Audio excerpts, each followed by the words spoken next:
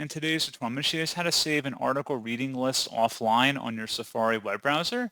So this should hopefully be a pretty straightforward process here, guys. And without further ado, let's go ahead and jump straight into it.